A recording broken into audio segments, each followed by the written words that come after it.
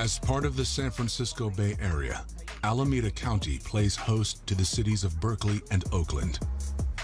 Alameda is south of San Francisco, and it's more out in the country as opposed to San Francisco being a large urban center. It's sort of like a suburb. Alameda County is more subdued. But on July 13th, 2016, just after 1 p.m., the serene surroundings of Alameda County were suddenly disturbed. It was a warm summer day. Meekland and Blossom is a really heavily traveled intersection in the middle of unincorporated Hayward. All of a sudden, out of nowhere, people started hearing gunfire. So 911 calls started coming in. Callers are reporting that someone walked up to a truck, fired several shots, and then walked away. This was in the jurisdiction of the Alameda County Sheriff's Department, so they were the first to get out there. They stopped traffic, they blocked off the intersection. Responding officers find a red truck parked in the intersection, with the windows down and the engine still running. There is a man in the driver's seat. He was shot multiple times from the right-hand side. The shooter had shot through the open rear passenger window, and I believe he was shot 3 or 4 times in the side of his chest. They assess quickly that the man is deceased. There were plenty of witnesses on the scene who stuck around. A couple of them saw, somebody get out of a car, go up and shoot. We knew that it was an intentional act. The man's ID is found in his wallet on his person, and he's identified as 38-year-old Adon Khatani.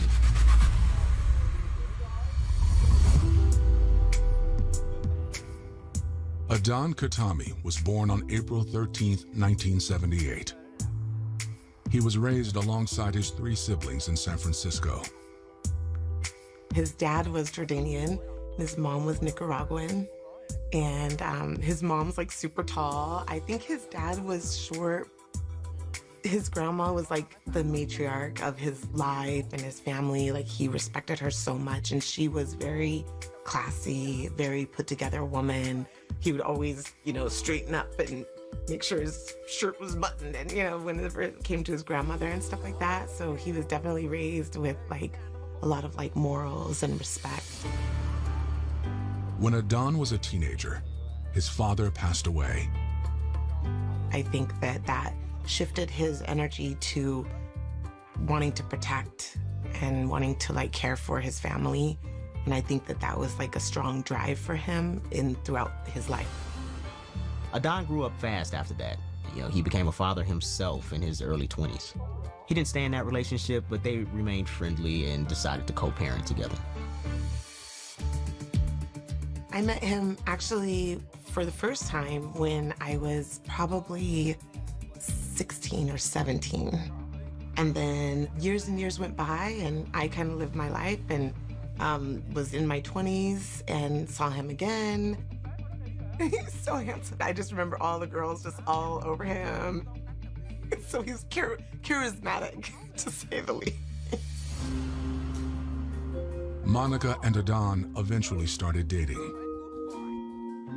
He had a 10-year-old son. I had 3 kids at the time. Then he had his son. And so the thing that we love to do the most is do stuff together with the kids. Adon worked hard at being a parent and a good partner in more ways than one. When it came to Adon and his work ethic and his work environment, like, he had like a realty company and he would do selling houses and stuff like that. When I had met him, he wasn't doing the house selling anymore. He was working for the Yellow Pages. He would sell like, advertising for the Yellow Pages. But he just like was so dedicated to it, and he would put his little suit and tie on and just go running around having these meetings. A few years into the relationship, Adon and Monica got a surprise. We had that off and on dynamic going on, and around the time that our daughter was conceived, like, it was probably a little bit more of like an off time. And then I became pregnant, and then it was just kind of like, he was scared about it at first. When we did the ultrasound, they said that it was a girl, and that was his joy, was having a girl. So that made him very happy. After years of an on-again, off-again relationship, co-parenting helped Monica and Adon find their stride. So we struggled a lot in our relationship to actually get it right, you know, like put it all together. And we were finally, like 7 years later, we were finally kind of getting it right. With his family life humming along, Adon looked to make a change in his professional life. He would always talk about how he wanted his own business so that he can feel laxed in the sense of knowing that he could provide for his son and his daughter. That was his drive. That's when he wanted to open up a cannabis club. Around this time, cannabis has just become eligible to become legalized, pending an election later on that year in November. In 2016, the cannabis industry was in its infant phase, as I call it. It was a newborn. It was an idea of what you wanted to do, but no real understanding of how to get there. When he was working in real estate, he had money saved and put away, large amount, so that he can save for his business. He always knew that one day he would have a business. So that was his put away money that he saved for this. And so when the time came and he thought he was going to be able to open this business, he literally took everything that he had. So there's over a dozen cannabis licenses. And so depending on how big your ambitions are and how deep your pockets are is kind of which one you go for. And so Adon obviously had the means to go forward with that. In order to start up a cannabis business, it's a very odd process, especially in California, to where the first thing you do is you go to your local regulators. So that would be your city municipalities, your counties, depending on where you are. And you fill in an application if there are application spaces available. And it's hyper competitive. You have to do great outreach. You need to know your community. You need to know the people. You need to know the rules. Any business that is serious business, you have to let the community know that you're going to be there, especially owners. Adon's efforts were moving slowly but surely in the right direction. He had secured the property. He had secured the lease. He had some of the connections for, you know, the building and getting the lease and some of the seed money. His next step was to secure this coveted permit.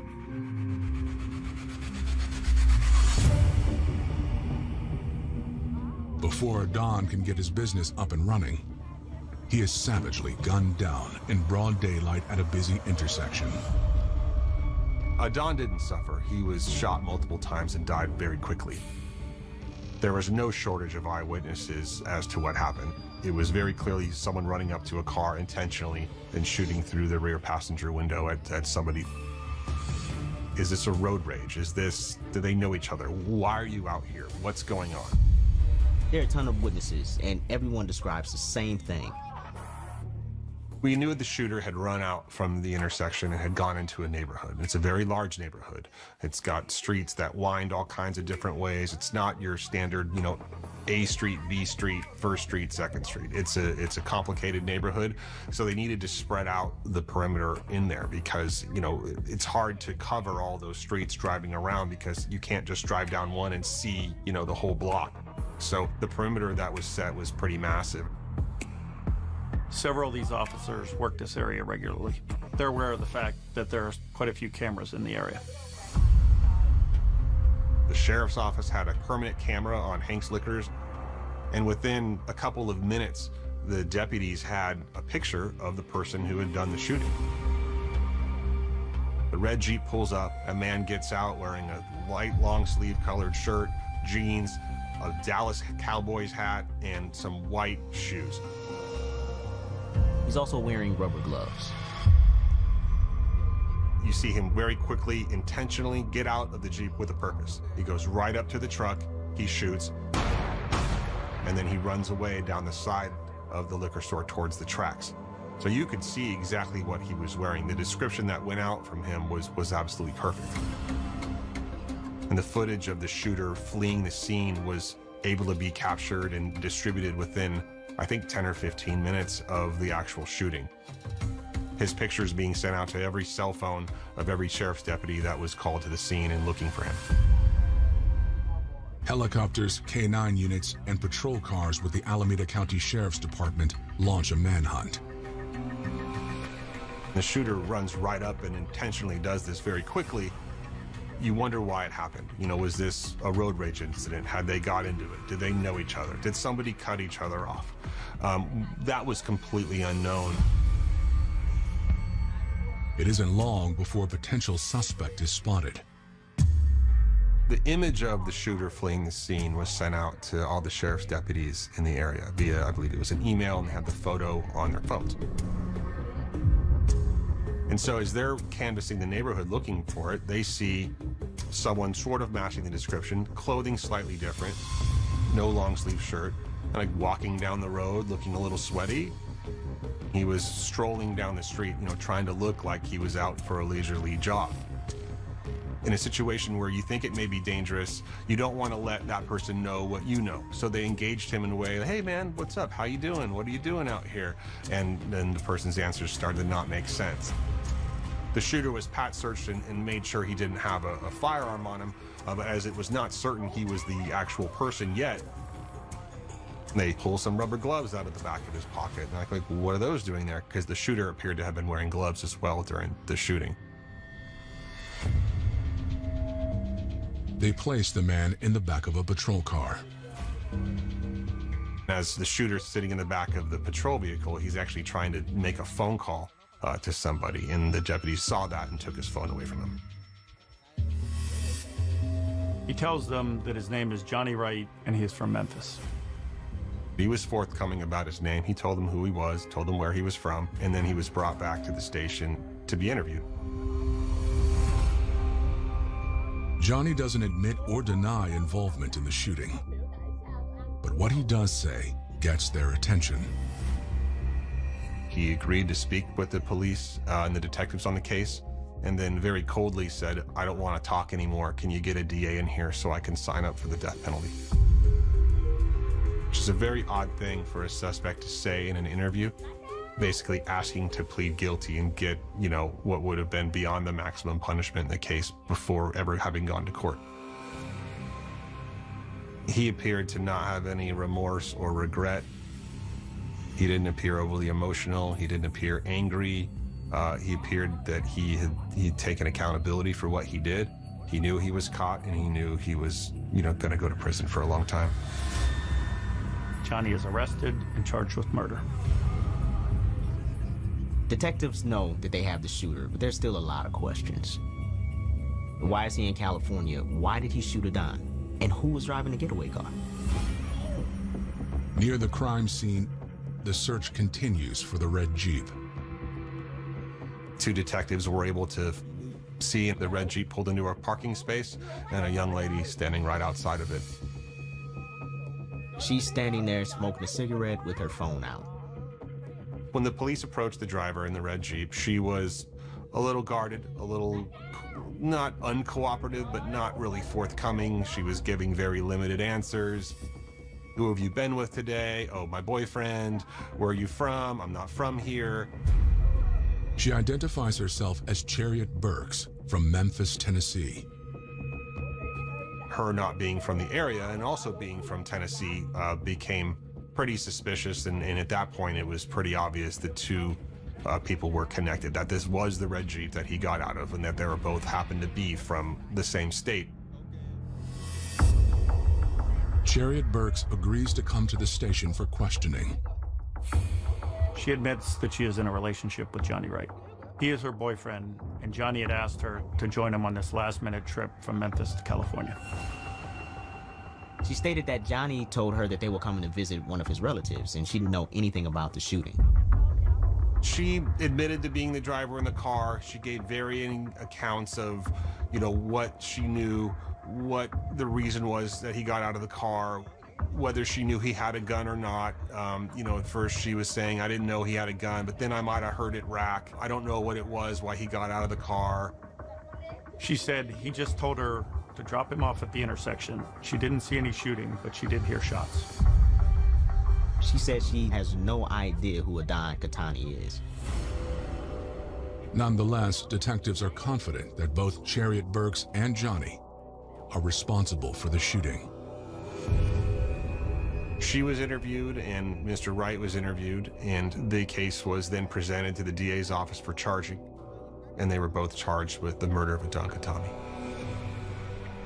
But as far as why, all they have is a theory. These two people drove halfway across the country, and Johnny zeroed in on this one red truck and shot and killed Adon Khatani. It looks like he knew exactly what he was doing and exactly who he was targeting. This could be a murder for hire. Posh Green Cannabis Boutique. Posh Green is the first solely owned Black woman cannabis dispensary. It's really hard, so I thought I could draw my own architect plans. Yeah, right. So no, you have to get a licensed architect. I had to go through planning. I had to do outreach where we had to do over 300 people, different languages, have meetings. You have to hold outreach where people can come and voice their opinion. You cannot open a real business without doing outreach, and it's great to know the people around you because they're going to support your business or they're not going to support your business if they've been there before you. You just need to know your neighborhood. I was able to secure, a license. It was like amazing. I was like, what? This is really happening, right? It was like booming. It was great. But I was fortunate enough to be able to deal with some big players and get in the beginning and learn the business. Within hours of the shooting death of Adon Khatami, California investigators have made 2 arrests. The alleged shooter, Johnny Wright, and his girlfriend turned getaway driver, Chariot Burks. These two traveled from Memphis, and it appears that Johnny came solely to kill Adon. So investigators pretty early on suspected that he had been hired to carry this out. If this theory is true, investigators must now answer the next question. Who hired Johnny to kill Adon? 90% of homicides happen between people that have some connection to one another.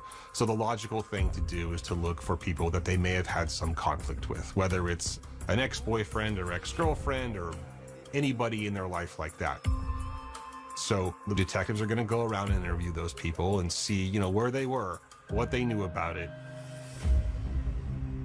Investigators speak with Adon's family members, including the mother of his daughter, Monica Palau. She reveals a harrowing detail. Adon was actually on his way to daycare to pick up his daughter when he was shot. A friend called her and said that some other friends saw Adon's truck surrounded by cop cars. Something bad had happened, and she didn't know if her daughter was with him or not. He was supposed to pick up our daughter. So my little sister said, I'll drive you to the daycare. And then when I went to the daycare, she was still there. Relieved but still frightened, Monica went to Adon's house where friends and family had gathered, waiting for news. Everybody in his family, his ex-girlfriend, were genuinely and completely surprised by this. He didn't really have those type of enemies in any way. He didn't have really acrimonious relationships with the mothers of his children. He was doing well for himself, and it wasn't obvious who his natural enemies would have been, if any. He was a go-getter, and getting to know him through his family a little bit. He had a daughter. He was a guy who was involved in a lot of different things. He wasn't a criminal. He wasn't a bad person. He was a kind of an entrepreneur. Detectives learn Adon was trying to better his life and the lives of his kids via a new business venture. His family said, well, you know, you ought to talk to his business partner. And the police were, business partner, who's that? Her name's Takesha Upshaw. He met Takesha and she became a friend, and they talked about their passion for medical cannabis.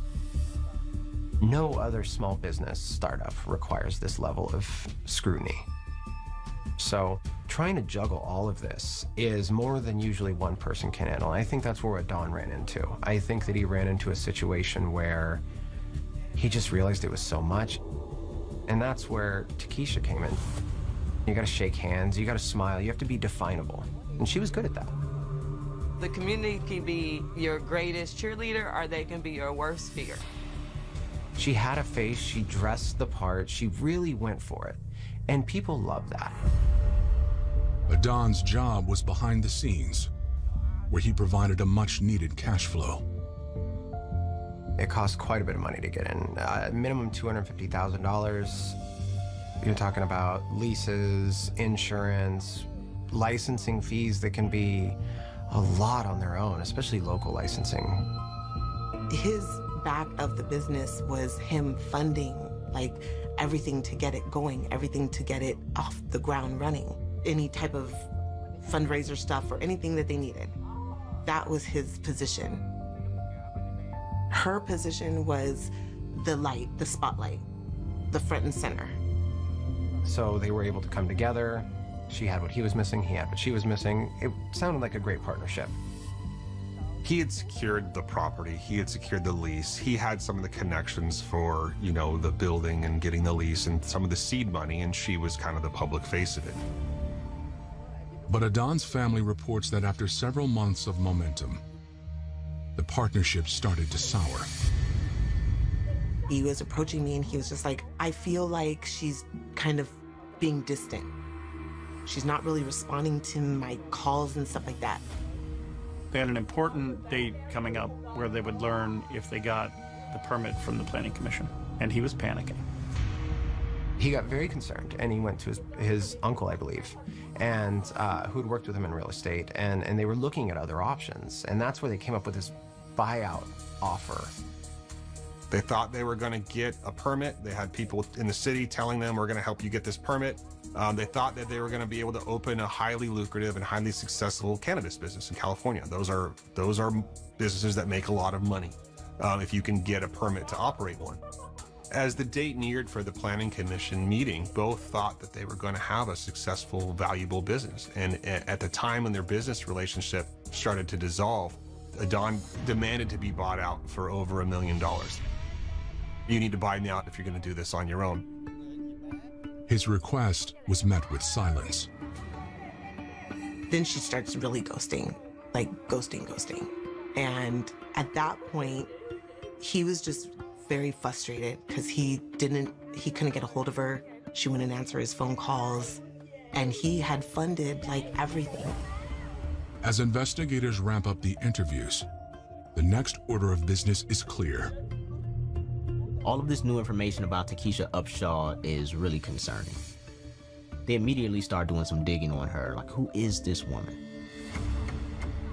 They learned that Takesha worked hard to curate her image in the Bay Area.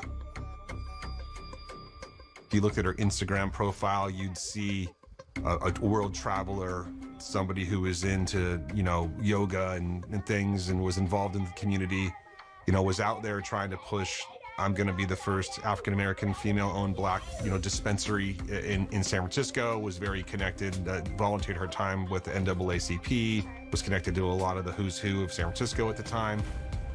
The importance of being able to, I guess, grease palms, network effectively, whatever you may want to call it, she was very good at it. Ms. Upshaw was phenomenal at networking. Then, investigators learn a small detail about Takesha that has big implications. Takesha's father's family is from Tennessee. She has strong family connections to Memphis, which is where Johnny Wright traveled from.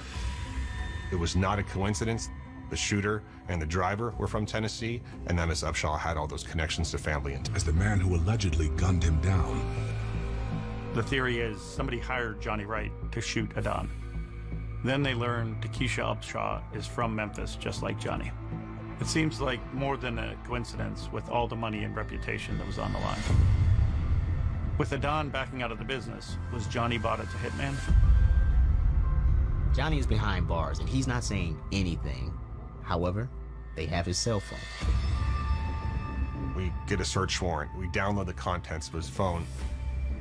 It's a burner phone, so it's not a lot of information on there, but what is on there is really suspicious. The text message exchange was uncovered.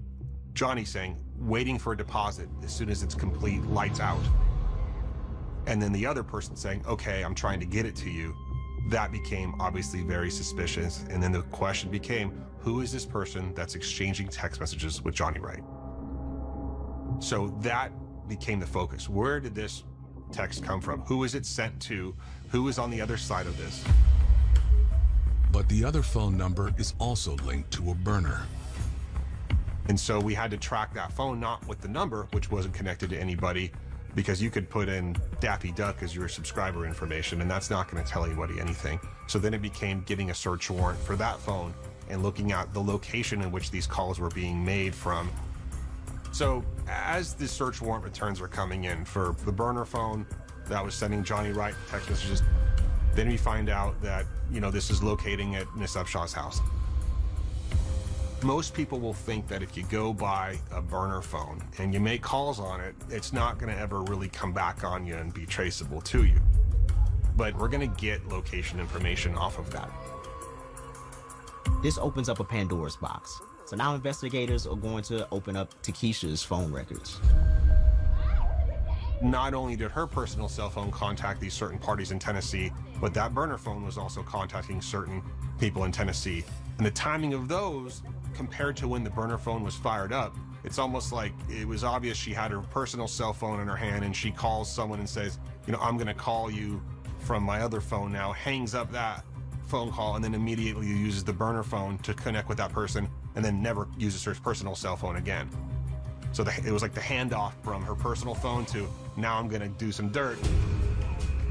Investigators place Takesha's home under surveillance. They see people coming and going with duffel bags. It's all speculation, but it looks like she's already moving and selling product illegally. Detectives continue to keep an eye on Takesha while building a case for her arrest. The big focus here is on the phone records. They realized early on that getting access to these is going to be key to solving the case. There was, I think, 16 warrants for 16 cell phones, both here in Tennessee that were, we got search warrants for, that we had to make the connections to, find out where the calls were being made from. And the more we looked into it, the more central it got that the person that was doing the communicating with everybody, and on the other side of those text messages saying they're trying to get money together, was somebody that was making an awful lot of phone calls from Takesha Upshaw's residence. Eventually, investigators hone in on another name. Wesley Brown popped up in the investigation based on the fact that at some point a couple of days before the homicide, the phone, the burner phone, stops being oriented and located within Miss Upshaw's residence at that location and moves to another location. It appears that she dropped the phone off in Berkeley at Wesley Brown's house. Wesley Brown was a friend of Takesha's. They had grown up together, they had known each other, and apparently a couple days before the homicide, she drops off this burner phone over with him, and then he both makes and receives a couple of phone calls from the burner phone of Johnny Wright. I think in her mind, you know, taking this phone and putting it with somebody else, maybe that was a way for her to try to distance herself from the whole thing.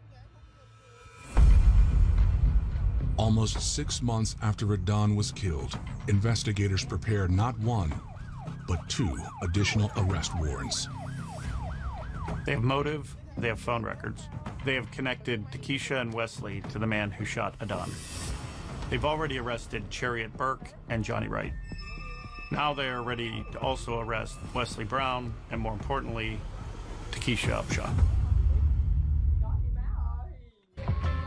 Handshake deals, they are 90% of the industry's movements. You couple this with the amount of funding that it takes, and everything's done on a handshake deal, it's a recipe for disaster. Fraud, robberies, people losing their livelihoods all happen. It's just inviting a lot of predatory lending, things like that. A lot of strawmen. A lot of people taking a position, saying that they're ex-owner whenever they aren't, and there's some contract in the back. People tend to kind of revert back to that street thought. It's like, oh, well, you know, we'll just go rob them. Oh, you know, we'll just go beat them up. And you see this all the time in the industry. Yeah, it's been a Wild West industry. Almost 6 months after Adon Khatami was gunned down in broad daylight, investigators arrive at the home of his former business partner, Takesha Upshaw, to place her under arrest. They believe that Takesha resented Adon because of his insistence on her buying him out of his stake of the business. She interpreted him backing out of the partnership as betrayal, and she hired someone to kill him in retaliation. What had happened was someone had vandalized one of her cars or done a hit and run on one of her cars, and so she called at some point in the previous 6 months to make a report on it. And so the deputies called her back and say, you know, man, we're following up on that report. Can you come outside? She's walking out of her house in her slippers. She's waving down the deputy in the street, and then 2 deputies secure her, grab her. Following the arrest, they conduct a search of Takesha's home. They found lots of cell phones. They also uncovered a large, illegal marijuana grow within her residence. This is back when you couldn't do that in California. And they seized a lot of items from her residence. The grow area, I believe, was in a basement down below. She ended up being charged with that as well. Wesley Brown was arrested simultaneously. We didn't want them to communicate with one another, or it's not uncommon to arrest 2 suspects at the same time so they don't know that it's coming. They were both interviewed separately. Takesha makes it very clear that she is not talking and immediately asks for an attorney. Detectives turn to Wesley. They told him he was arrested for murder. His reaction was somewhat shocked by that. He admitted to having a phone, making some phone calls, said he didn't really know what it was about, which we couldn't disprove. He asked for a lawyer. He didn't want to give much of a statement. With Takesha and Wesley unwilling to speak with investigators, they take a gamble that they might talk to each other. Shortly after he was arrested and they finished the interview with Miss Upshaw, they stuck him in adjoining cells that, unbeknownst to Miss Upshaw and Wesley Brown, was being recorded by a hidden microphone. When you have 2 suspects that you think are involved that may talk about it if given the opportunity, it's really a good idea to throw a recorder in there. And this was a deliberate thing. When they put them in the cells, they're like, hey, we're just holding you down here for a minute. Don't talk to each other. And of course you tell them that, and the first thing they're going to do is talk to each other. Are they home? Yeah. So what's going on? I have no idea. They got me on murder. Why? So you from the cell phone technology.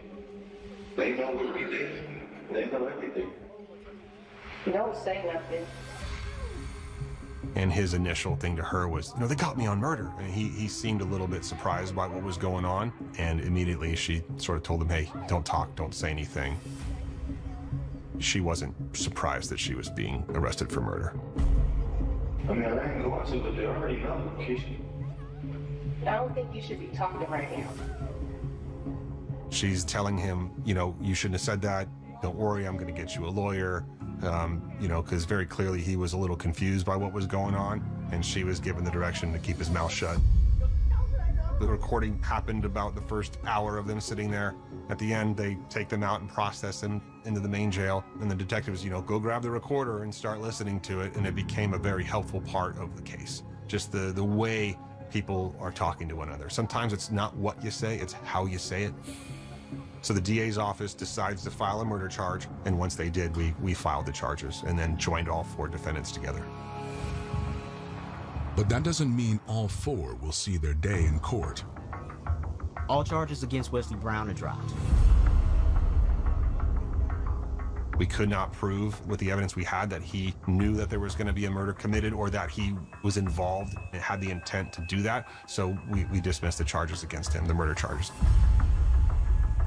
The murder charges against Chariot Burks are also dropped. The decision of the prosecutor who had the case before me felt it was appropriate to resolve the driver's case and plead that person to an accessory to murder.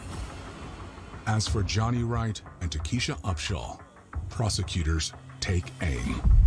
I wanted to make sure that you have to know the case good enough to teach it to 12 random people who don't know anything about it, who all have different backgrounds and different ways they feel about things, in order to eliminate anything other than a guilty verdict, and that's what I had to do. His alleged hitman, Johnny Wright, takes a plea. Johnny Wright pled guilty to first-degree murder with the use of a firearm, so he admitted, the most serious charges we can put on anybody short of trial. He knew that there was no upside to going to trial, and so he threw himself on the mercy of the court. Johnny is sentenced to 50 years to life. Takesha Upshaw stands by her innocence. Her trial begins in October 2019.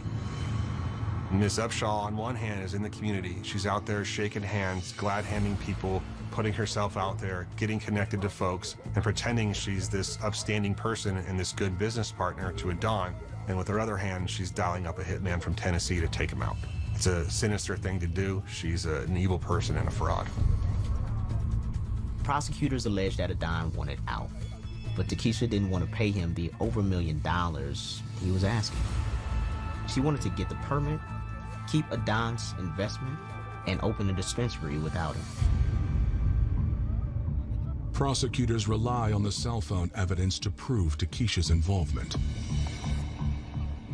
As you examine these cell phone records, the interconnectedness between her phone and Johnny Wright's phone, it all started to make perfect sense. Partly to avoid what she saw as a forced buyout, and partly to get revenge for him leaving her high and dry. Threatening her well-cultivated reputation, Takesha hired Johnny to take Adon's life. In a tragic turn, prosecutors reveal that days after Adon was killed, Takesha received news from the planning committee. The permit she had worked so hard for and ultimately killed for was denied. People from the neighborhood argued that it was too close to a school, and the planning commission decided unanimously to deny the permit. The dispensary would not move forward, and Adon was killed for nothing. The defense has their turn, and for the first time since her arrest, Takesha speaks up. Ms. Upshaw chose to exercise her right to testify in her own defense. She testified that she loved Adon, that he was her friend, that he was her business partner, that she was broken up by the whole thing. She tried to say that it was Wesley Brown that had planned the thing and that they were boyfriend and girlfriend and they were inseparable. They tried to argue that the burner phone belonged to Wesley and not Takesha. Wesley Brown was with me the whole time. He obviously had the burner phone and it was him. This was simply not true, and the charges against Wesley had already been dropped. Following 3 days of deliberation, the jury delivers their verdict. They found Takesha Upshaw guilty of first-degree murder, and she was later sentenced to life in prison. She accepted the verdict for what it was. I mean, she still claims to be innocent. She's never taken accountability or shown any remorse. If you asked her today, she'd probably say she had nothing to do with it.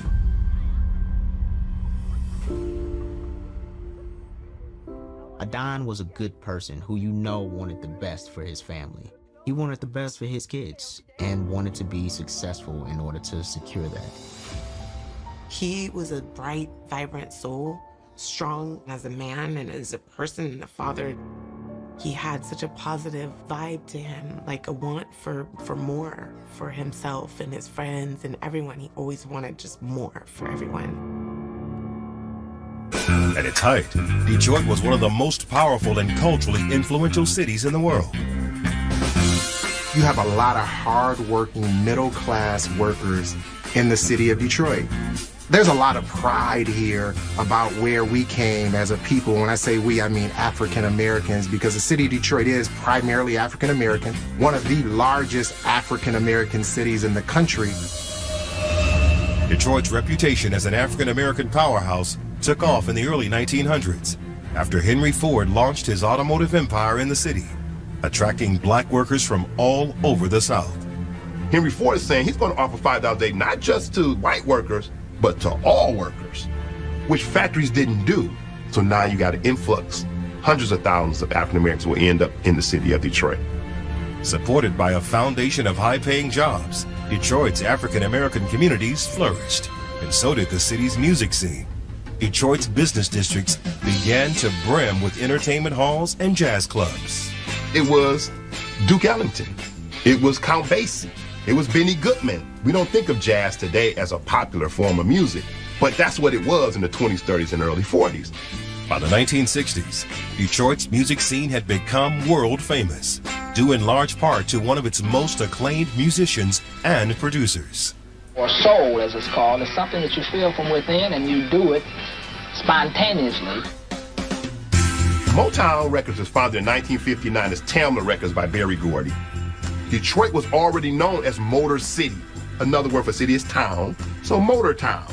He put those two words together, shortened motor to mo, and town, Motown. From Michigan's Motortown, a new export was added to cars, the Detroit sound. Motown Records would go on to sign some of the greatest names in music, from the Jackson 5 to Stevie Wonder and the Supremes. You have one of the first African Americans to make a global impact in pop music. This wasn't a small town operation. When you think about all the components of Motown, the writers, the photographers, the stylists, this was a full-fledged record label that's just as big as Capitol or Virgin or any major record label right now. But in 1972, Motown Records was relocated to California, dealing a major blow to Detroit's culture. Then, Ford Motors began moving its factories out of the city as well, ushering in an era of unprecedented poverty and unemployment. By the 1980s, this once proud city had been brought to its knees.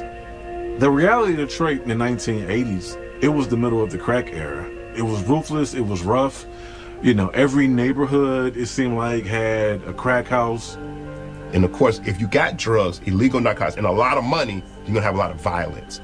Detroit got a reputation as the murder city, and that reputation continued through the 80s and into the 90s. Out of that turmoil, a new genre of music would emerge. During the 90s, during the 2000s, Detroit was heavily involved in the rap industry, heavily involved in hip-hop. A lot of great artists have come out of Detroit. There's D12. And also along this time period, there's Royce da 5'9". There's Slum Village, who by 2000, 2001, I believe they're on their second album, Fantastic Voyage. Rappers who are talking about things that are going on in the street. It's the guns, drugs, money thing. That becomes central in Detroit's hip-hop. Well, say, hey, I'm rapping about what I know. Drive-by shootings, crack houses, witnessing murders at young ages. And so when they say hip-hop was born from concrete, these are the examples that they're referring to, because like black people like we do, we can take the scraps and we can make something beautiful out of it.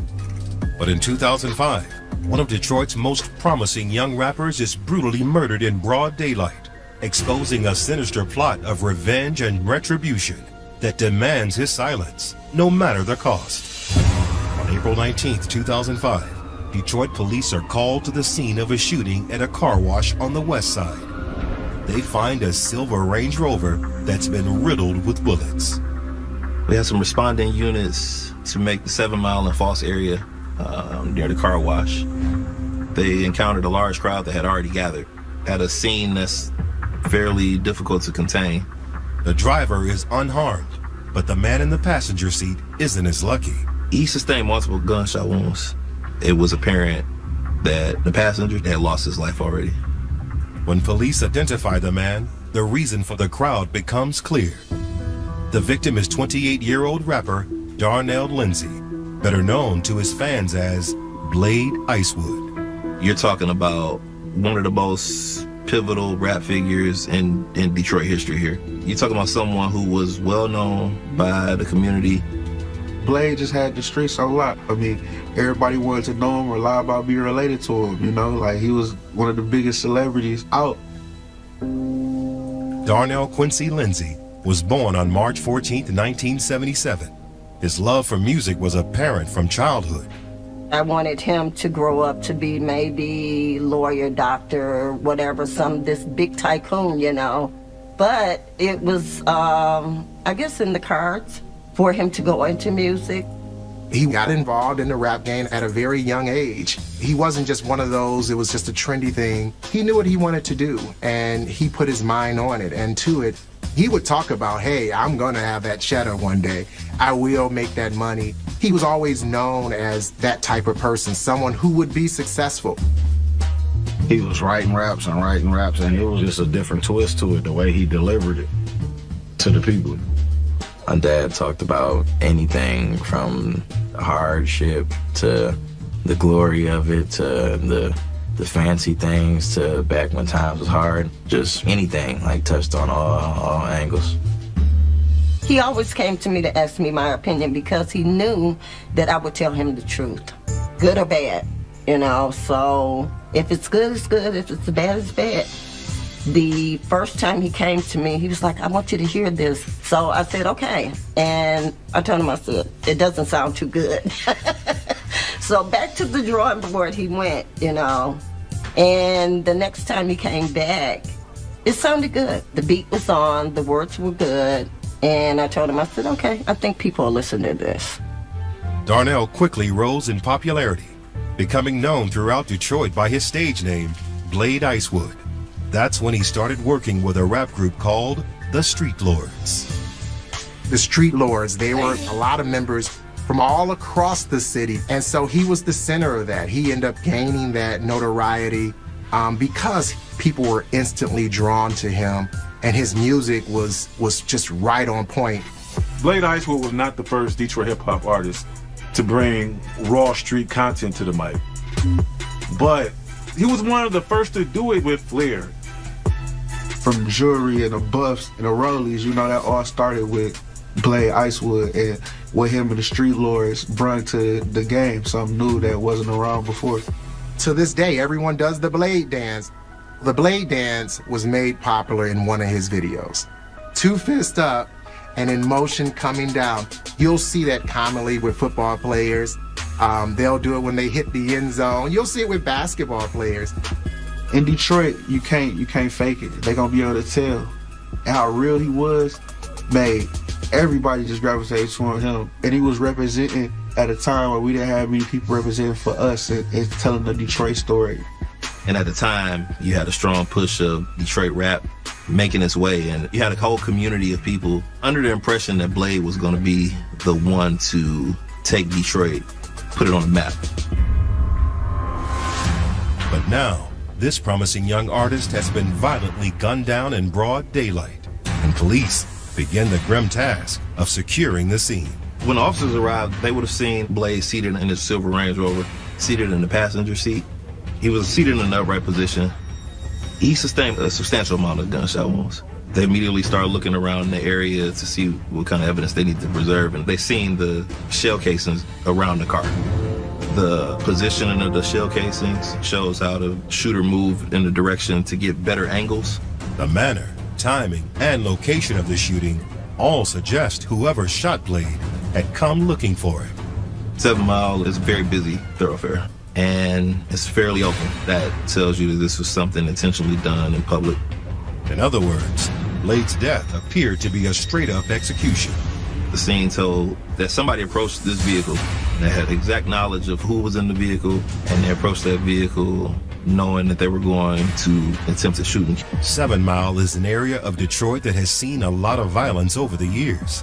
But the death of local rapper Blade Icewood has left the neighborhood in shock. When we heard that Blade Icewood was shot, there was, uproar in the community. Didn't matter what side of town you were from, you knew exactly who this was. Blade was one of the most pivotal figures in Detroit rap. You know, this was someone who was poised to push Detroit rap mainstream, push it out to the rest of the nation. It was almost like the President of the United States had passed. Even if you didn't listen to his music, you were just starting to get caught on to one song or two because he had radio too. And to hear of his passing, it was kind of like you lost an uncle or you lost a big brother. It was like people calling people and like swarms of people coming. It was just crazy. It was like Tupac or somebody had died. I was just crushed because not only was he my friend, it was a very big thing for Detroit to lose Blade, for sure. It was definitely hard on us and super hard on his family. We got a phone call. His dad was here and I heard him scream.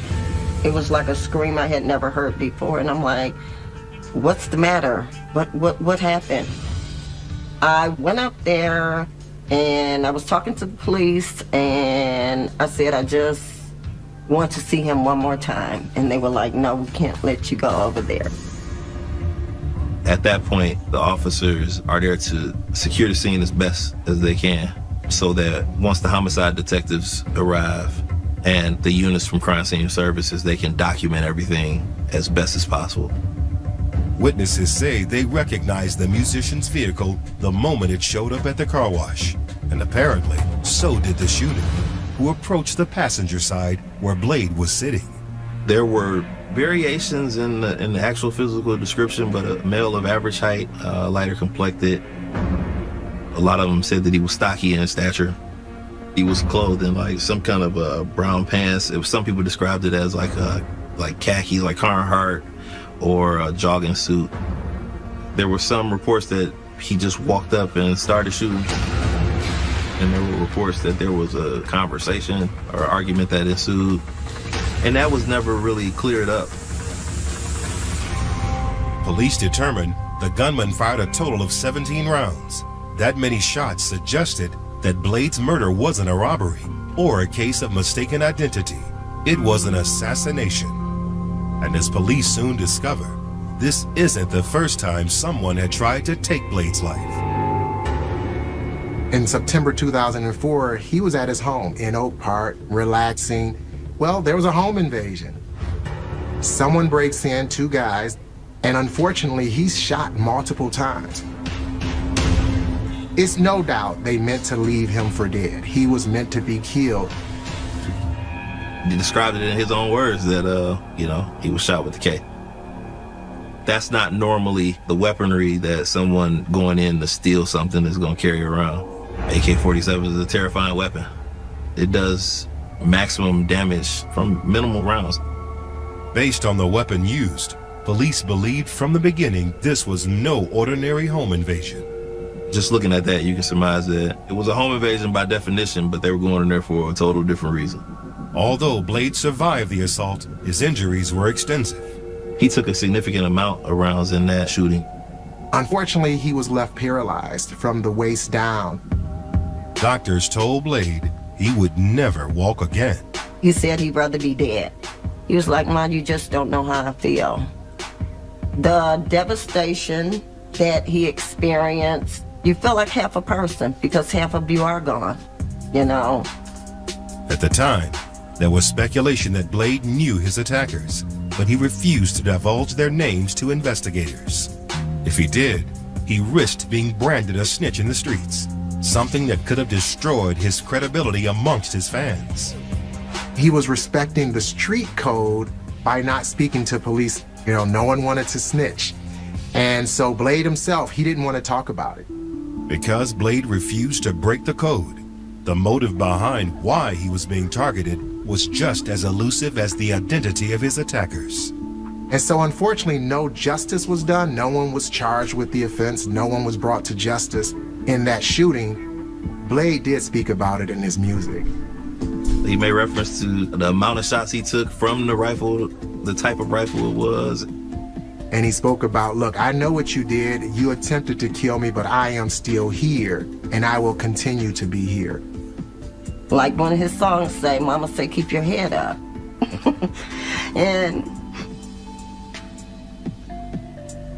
he kept it up, you know, and he continued to write. You do not let anyone take you down. No one, you know. You keep moving forward. That attitude and spirit about it was just indicative of the overarching spirit of the city, you know. And that added to the whole lure of Blade Icewood. Although he was confined to a wheelchair, the experience gave Blade new insight and inspiration. Here was this underground rapper in the city of Detroit talking about how tough it is, and he recognized that, wait a minute, Detroit is known as the murder city. That's a bad rap. We need to do something about this in the community at a time when the mayor didn't know what to do about it, police didn't know what to do about it, communities didn't know what to do about it. And so he held a nonviolence rally.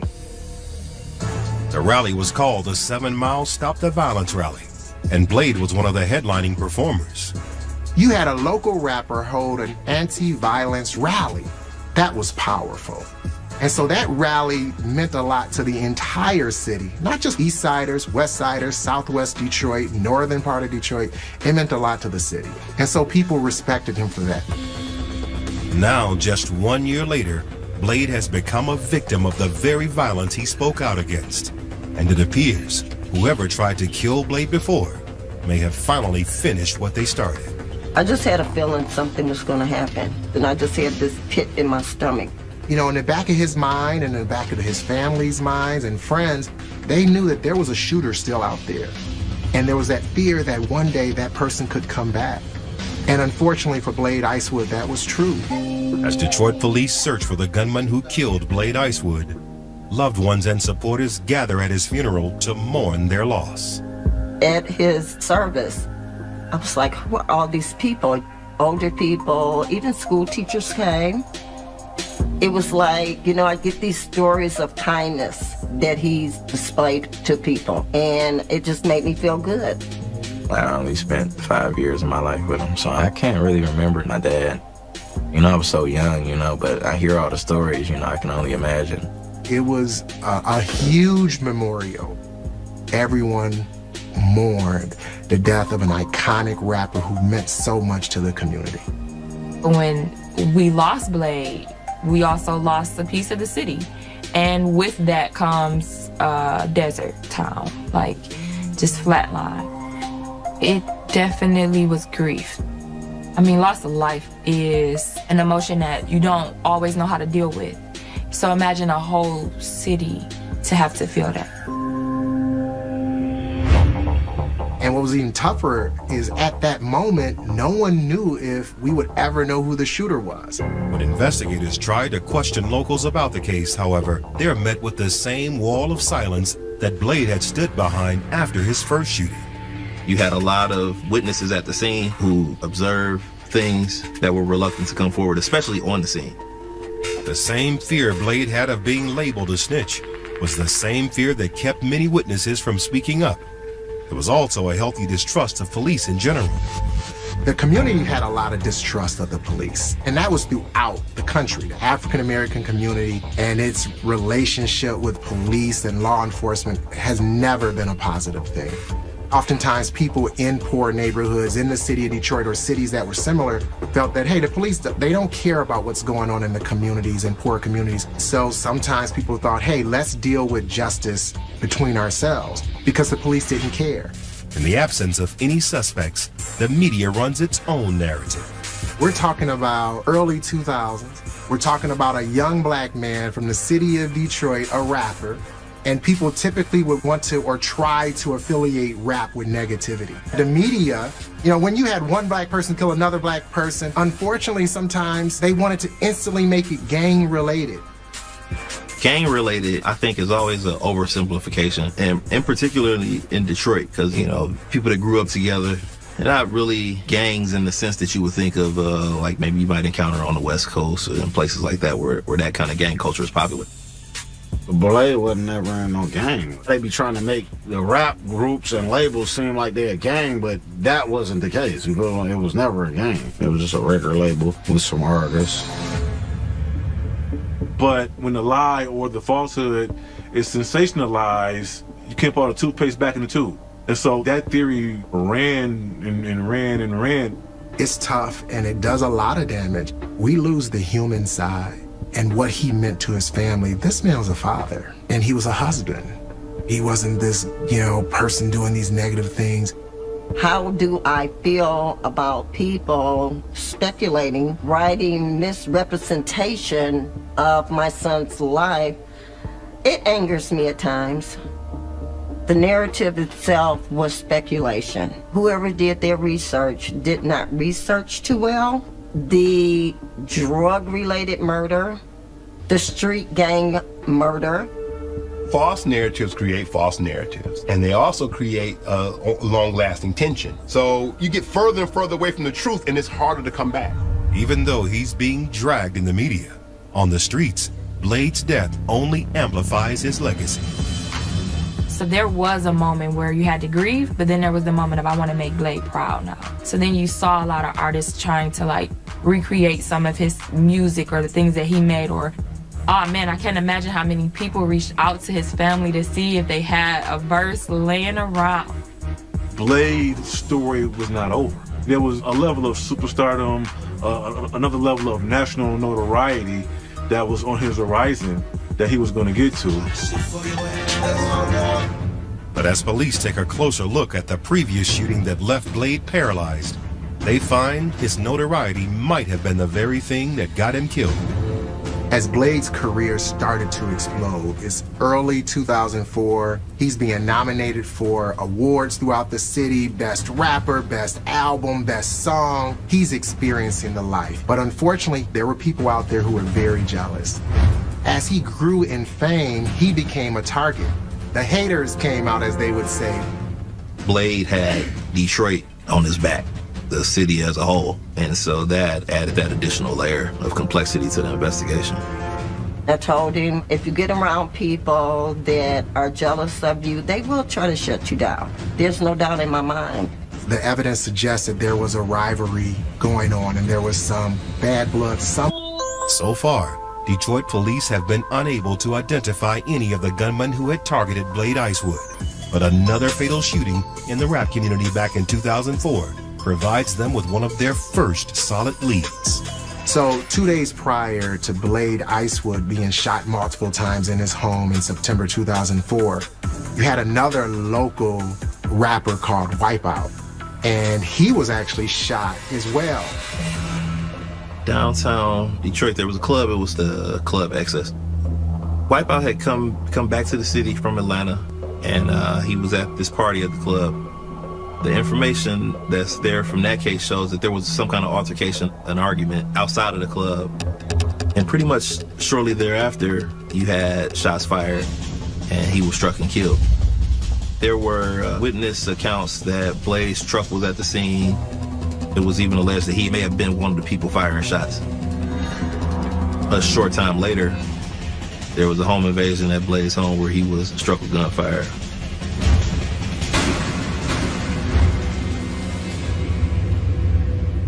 He himself wasn't cooperative in the investigation, but they identified who they thought might have been involved. And it was someone who was also an associate of Wipeout. Since Blade survived that attack, perhaps his attackers decided to come back and finish the job. The theory gains traction when investigators learn Wipeout was associated with a rival rap group. In the early 2000s, when Street Lords and Cheddar Boys became a Detroit phenomenon, and then there was a group called the Eastside Cheddar Boys. And so you had these two groups. I'm no original Cheddar Boy. Where's the Cheddar Boy and Chief Cheddar? So Blade Icewood, though he was a part of the Street Lords, he often referred to himself as the original Cheddar Boy. And, well, that was fine, but there was an East Side group that used the name Cheddar Boys as well. And so that sort of caused a conflict. Who the real Cheddar Boys? You know, who the original? Who was the first? People may look at that like, well, why does it matter who was the original? And it's like, for a city that always feels under pressure, you get a lot of negative press, it kind of gives you that chip on your shoulder. It was a war of words, but the war of words had cultural implications, and it also had street implications. They're using part of my name, and they didn't want the confusion in the streets. I don't think the average person on a national level would know the difference. But here locally, we definitely understood what the conflict was about. We're not just talking about sticks and stones break my bones with words that never hurt me. Like, we talking about the sticks and stones and the words, and they all are, tied together in this instance. Over the years, Blade, Street Lords, and the rival East Side Cheddar Boys had released a number of songs taking shots at each other. But it seems Blade might have taken things a little too far. We knew that Blade had words with multiple people about his music. He had done diss songs, right? So we knew there were words with others. He definitely boasted about it in the music. Made references to what some would believe was the shooting of Wipeout down at Access.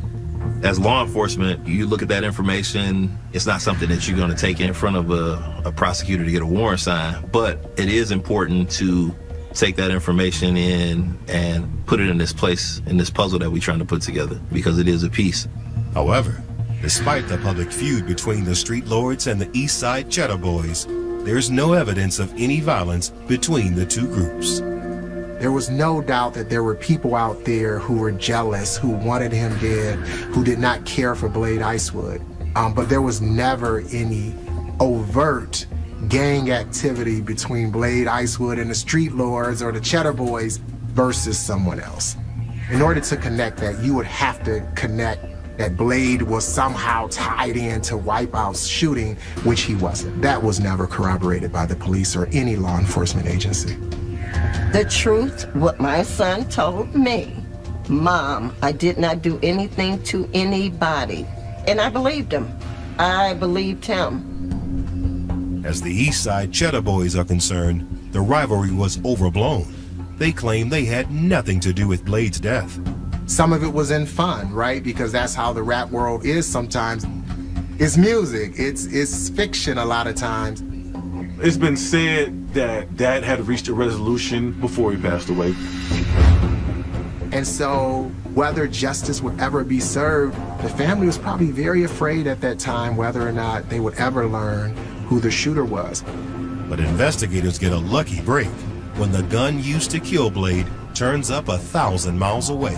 The gun that killed my son was actually found in Texas. Ballistics matched, all of it. That firearm became a central part of the investigation because the caliber of firearm matched the caliber of the shell casings recovered at Blade's scene. And there was very powerful evidence tied. The entire city of Detroit is busy fighting against the narrative that his murder was somehow gang-related. You see black on black crime, you instantly want to say it's gang-related. This has been perpetuated for 20 years, but what people don't see it as, and what Detroiters do see it as, is this was a sin against the city and a sin against the community. And the reason why is when you perpetuate narratives like that, it marginalizes a community. For investigators, the real motive behind why Blade was targeted in both shootings has been elusive, thanks to the code of silence permeating Detroit. But as the case drags on, a few brave souls find themselves willing to come forward with new information despite the risks. Detectives just continued to piece the puzzle together, and the community really started filtering in with their information and adding to it. As tips finally begin to roll in, one name eventually rises to the top, a notorious criminal known as Little Larry Davidson. So Little Larry Davidson, just as his name kind of says, just 5'2", short guy. You know, you would never take him as a street thug or someone tough.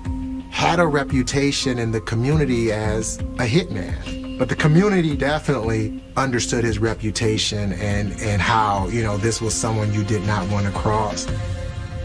It was reported that he had known Blade in childhood and grew up together. What was important to the detectives is that they were able to start digging into Larry Davidson's background and seeing what he was, into. And they were able to move him from like a person of interest onto a suspect. He broke into someone's home and he was involved in what was called assault with intent to murder with multiple people. He did a drive-by, pulled up on another vehicle and shot up that vehicle. A young lady was hurt and injured in that vehicle. All of this occurred within a week or 2 week period of Blade Icewood being murdered. And now witnesses say Davidson has been boasting about the shooting. You had some eyewitnesses who overheard Little Larry, for example, in a barbershop say, just a couple weeks prior, "I'm going to get Blade." This is a person that was hired to kill other people. And so law enforcement and prosecutors were convinced that Little Larry Davidson was possibly paid or hired to kill Blade. Apprehending Davidson proves to be difficult, but not impossible. Due to some good investigative work, they were able to track him down to an address in Texas. He had received some falsified documents and was actually able to secure a Texas driver's license. His girlfriend, who was doing a very good job of hiding, but these guys were on it, and they got down there and they were able to interview her. And during the course of that interview, they became aware that the firearm was still around. And they actually recovered the firearm. Davidson himself, however, is harder to track down. Detectives receive intel that he's actually back in Detroit, awaiting a flight out of the city. He was stopped at Detroit Metro Airport right before boarding a Northwest Airlines flight back to Killeen, Texas. Detroit police charged Davidson with a slew of charges, from home invasion to multiple murders, including Blade Icewood. He would just kill anybody. You know, it didn't matter to him. From the record that the police showed me, they showed me that he had actually killed like 8 people. You know, and my son just so happened to be one of them. The question is, who hired him? When law enforcement looked into, you know, who hired Little Larry, they couldn't figure that out. It was alleged that he was paid $10,000 to kill Blade Icewood. It wasn't something that we were ever able to prove. We never got that far to even know who it was supposed to be paid by. What his reasoning was, we don't know. But we knew that he was, you know, involved in multiple shootings, multiple murders, and ultimately police were convinced that, yes, this was the killer. Even with the murder weapon, however, prosecutors worry they won't have enough evidence to convict him. As a prosecutor, this is what we consider a very tough case, right? Circumstantial evidence. You didn't have any direct evidence. You didn't have any witnesses who say, "I saw Little Larry shoot Blade Icewood." You didn't have video of it. And a lot of forensic evidence at that time did not exist. And so the prosecutors had to build a case, and it was very thin. In 2006, 1 year after legendary Detroit rapper Blade Icewood was murdered, the trial for his accused killer, Little Larry Davidson, finally gets underway. Prosecutors are hoping the jury can look past the lack of direct evidence to see the bigger picture. You had circumstantial hearsay evidence, right, of someone saying, well, I heard Little Larry say he was involved in that September shooting of Blade Icewood. You had another witness say that he talked about, "I am going to get Blade." And so those pieces of evidence taken together told a story. Most importantly was the gun.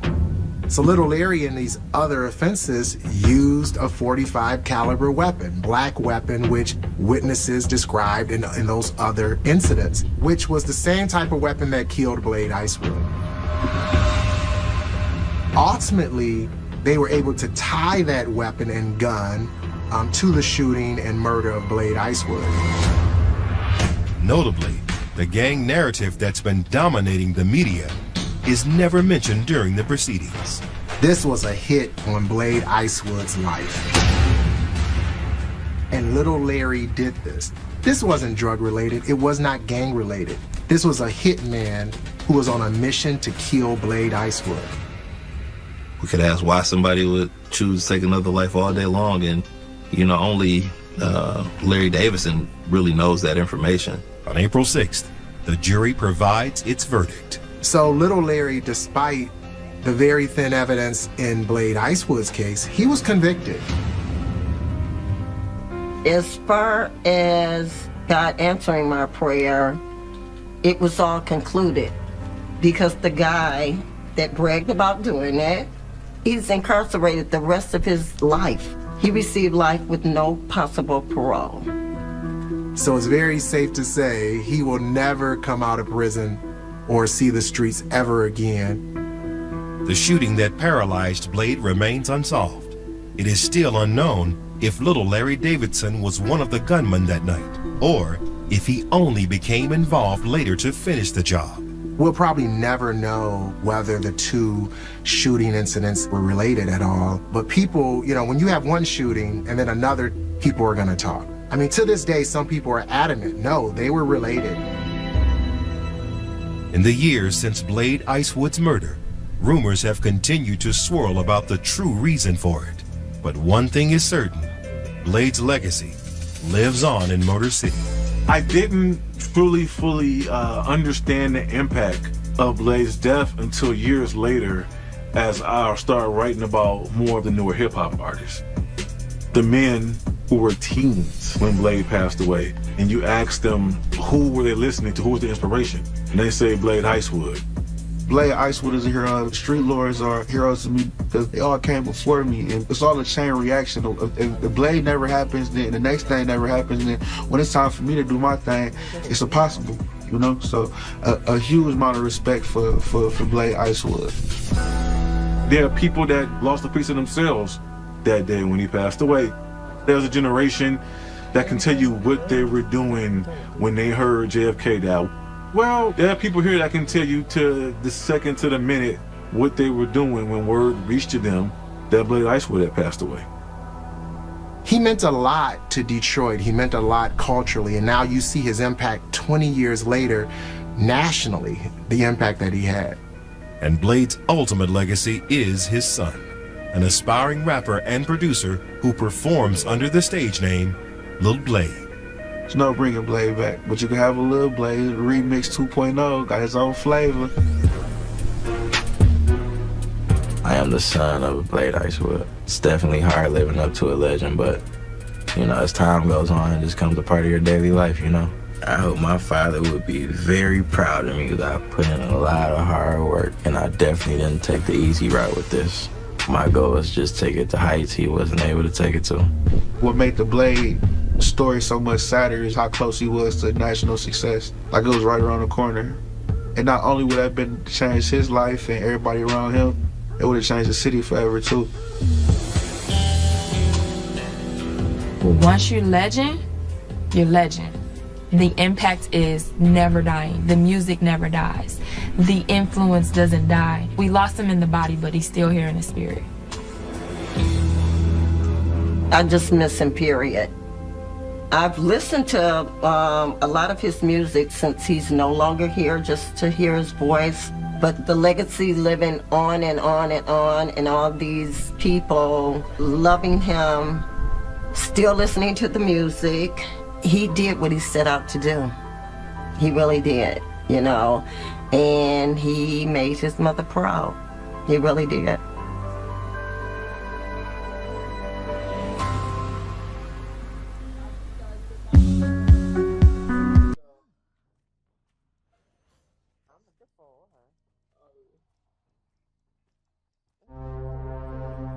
Charlotte, North Carolina is a big southern city with a small town feel. It's a popular tourist spot with attractions like Carowinds Amusement Park and the NASCAR Hall of Fame. But between 1990 and 1994, it became the hunting ground for the most notorious serial killer in the state's history. And for years, he operated completely under the radar, murdering at will.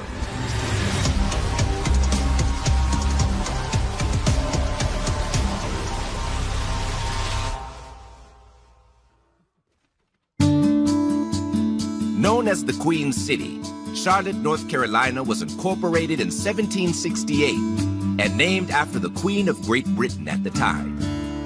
The town would experience its first financial boom in 1799, when it became the location of the country's first gold rush. After the Civil War, Charlotte turned its focus to the banking industry. Today, it is home to the Bank of America and the second largest financial center in the nation. We have a number of leading banks in the nation that call Charlotte their home. Of course, with banking and finance, you have a tremendous number of incredibly smart people here who run the show. With banks came innovation and tremendous growth. Charlotte is the largest city in North Carolina and one of the fastest growing. I've seen Charlotte grow over the past 30 years that I've been here. I always referred to it as a small city when I got here. And then about 10 years later, it's a medium-sized city. And now it's a large city. There is the arts and entertainment and sports, and to have an NBA team here and an NFL team here and a AAA baseball franchise. There are a lot of things for people to do. It's got a really good quality of life. I'm a native of Charlotte, which in these days is a very rare person. We had grandparents in Chicago and would go by a big league stadium and think, wow, this is a big league city. Never dreaming that my little city of 100,000 would now be 1 million people and have 2 major league teams. But for all its progress, the city of Charlotte also has a darker side. Its crime rate is among the highest in the state, and violent crimes are 76% above the national average. Where Charlotte strives for legitimate business and growth, we can also expect that we're going to have more people, we're going to have more crime. When you have growth and you have more population coming in, of course you're going to have more problems. And the problems are going to be then more diversified. The 90s for every police department across the nation was different. But we had one thing in common, that everybody dealt with crack cocaine.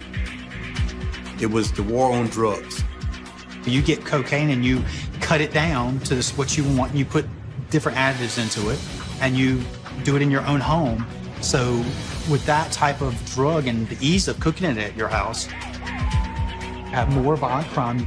You know, you'd have robberies for drugs. Also, at the same time, you would have shootings in relationship to drug abuse, to drug payments and failure to pay for drugs. No question that there was a crime wave in our city during the course of my tenure. I think it was the highest per capita in America when I was elected. It was not simply a black problem or a poor problem. There were wealthy people buying drugs and kids getting caught up in the traffic. And they probably were in a worse situation because they had the money to do it. The increase in drug-related crime meant Charlotte police were overworked, leading to delays in casework and investigations. And things were about to get much worse. On February 19th, 1993, East Charlotte resident Dee Sumter returns home after a long day at work. Dee Sumter lived with her 20-year-old daughter, Shauna Hawk. Normally, Shauna's car would have been parked out front, but that day it wasn't there. She came in the house as though nobody was home. Dee assumes Shauna is out running an errand until the phone rings. Shauna had a godson that she was responsible for picking up and taking to and from the daycare. The daycare called because Shauna hadn't picked up her godson. And so her mother was wondering where she was. Now growing unsettled, Dee calls Shauna's boyfriend, Daryl, to see if she is with him. She called Shauna's boyfriend, who hadn't seen her. And her boyfriend came over to Shauna's house and met with her mom. While Dee continues to call around, Daryl decides to search the home for Shauna, but neither of them are prepared for what he's about to discover. He was calling for her. He made his way back to the bathroom and made the most horrific discovery that any human being could make, finding the woman that he cared about dead in the bathtub. She was in a bathtub of cold water with some children's toys, and her dead body, it was fully clothed. Daryl yells for Dee to call 911. The last thing he wanted Dee's mother to see was her daughter in that state. And so he tried to protect her from going back there and seeing what he just saw, realizing how terrible it would be for her to see that. First responders rush Shauna to the hospital, but she is pronounced dead on arrival. Cause of death initially appears to be drowning, but police aren't so sure.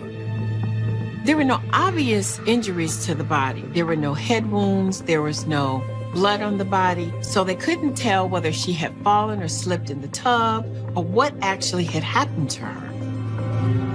What investigators uncover would shake the city of Charlotte to its core. Charlotte, it was still in that small town mindset instead of where it needed to be, which is a big city mindset. It took that case to shock us into reality.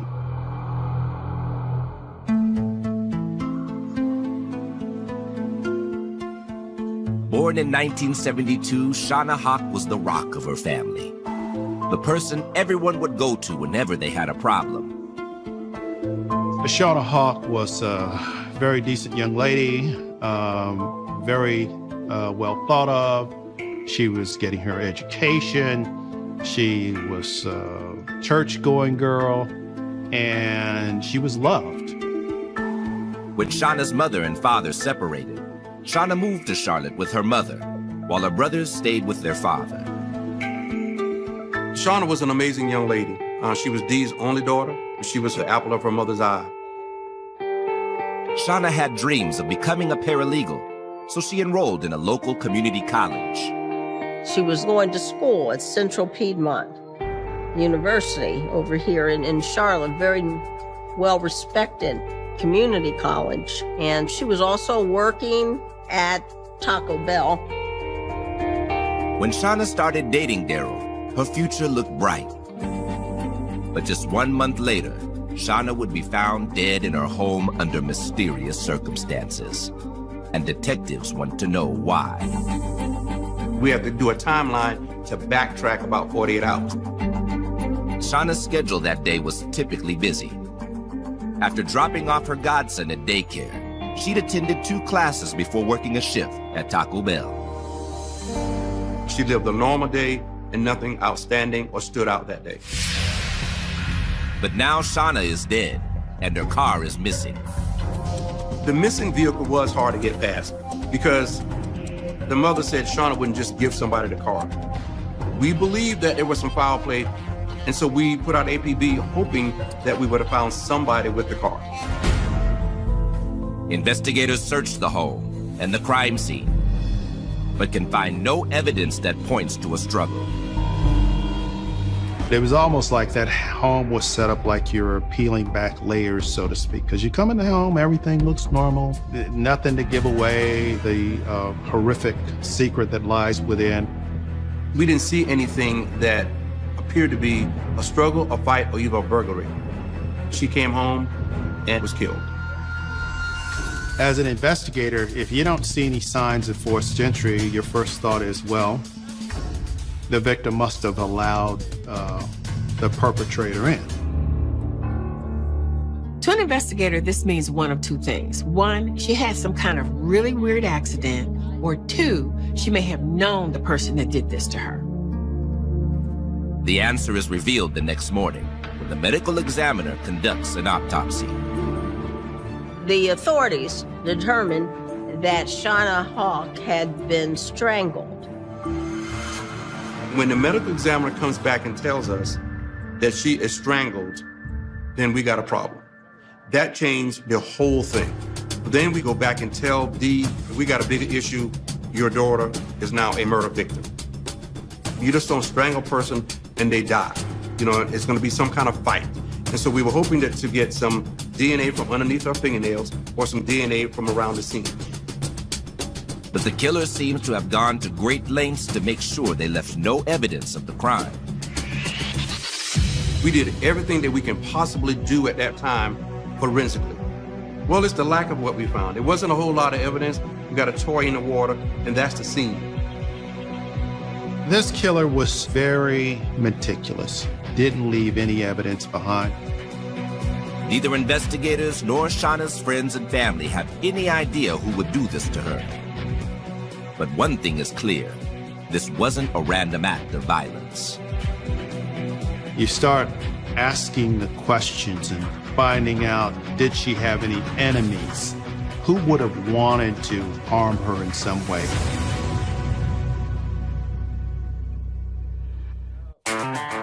Charlotte, North Carolina is more than just a business center. It's also a popular tourist location. Charlotte is in a position where larger cities are not far. For example, I think Atlanta is only about 3.5 hours away. DC is 5 hours away. You can get to wherever you want to go pretty easily.